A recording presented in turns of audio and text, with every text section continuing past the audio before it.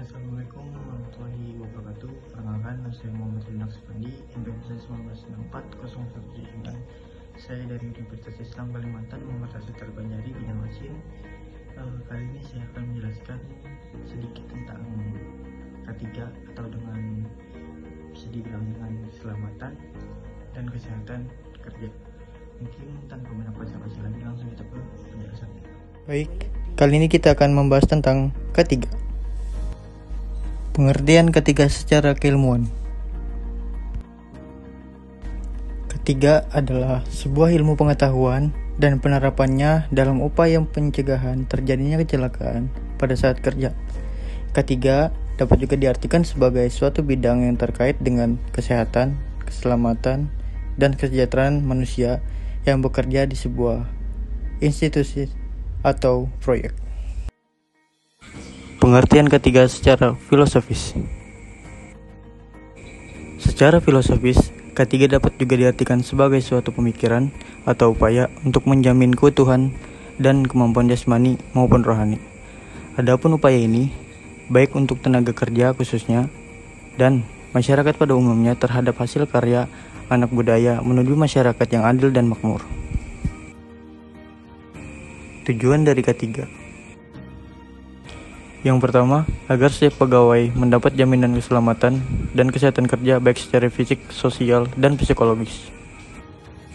Yang kedua, agar setiap perlengkapan dan peralatan kerja digunakan sebaik-baiknya selektif mungkin. Yang ketiga, agar semua hasil produksi dipelihara keamanannya. Yang keempat, agar adanya jaminan atas pemeliharaan dan peningkatan kesehatan gizi pegawai. Yang kelima, agar meningkatnya kegairahan, keserasian kerja, dan partisipasi kerja. Yang keenam, agar terhindar dari gangguan kesehatan yang disebabkan oleh lingkungan atas kondisi kerja. Dan yang terakhir, 7, agar setiap pegawai merasa aman dan terlindungi dalam bekerja. Secara umum, ada 3 faktor yang mendorong pentingnya penerapan K3 di suatu perusahaan. Yang pertama, alasan perikemanusiaan.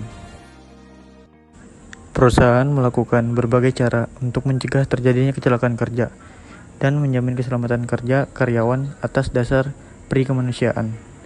Hal ini untuk mengurangi rasa sakit atau luka yang timbul akibat bekerja, baik yang diderita karyawan atau yang mempengaruhi keluarganya. Yang kedua, mematuhi peraturan perundang-undangan. Negara menetapkan berbagai payung hukum yang mencakup pelaksanaan keselamatan dan kesehatan kerja dalam kegiatan usaha, baik dalam undang-undang, peraturan pemerintah, peraturan menteri, keputusan menteri, instruksi menteri, hingga surat edaran. Perusahaan yang tidak mematuhi berbagai peraturan tersebut akan mendapatkan sanksi. Kecelakaan kerja akan berdampak pada pengeluaran yang cukup besar oleh perusahaan. Karena itu, perusahaan perlu mempraktikkan K3 untuk mencegah terjadinya kecelakaan dalam kegiatan usahanya sehingga menghindar terjadinya pengeluaran besar atau bahkan kerugian. Kesimpulan.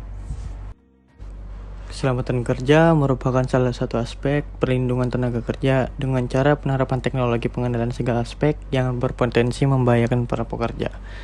Pengendalian juga ditunjukkan kepada sumber yang berpotensi menimbulkan penyakit akibat dari jenis pekerjaan tersebut, mencegah kecelakaan, dan penyelesaian peralatan atau mesin, instrumen, dan karakteristik manusia yang menjalankan pekerjaan tersebut, maupun orang-orang yang berada di sekelilingnya. Dengan menerapkan teknologi, pengendalian keselamatan dan kesehatan kerja, diharapkan tenaga kerja akan mencapai ketahanan fisik, daya kerja, dan tingkat kesehatan yang tinggi. Di samping itu, keselamatan dan kesehatan kerja dapat diharapkan untuk menciptakan kenyamanan kerja dan keselamatan kerja yang tinggi.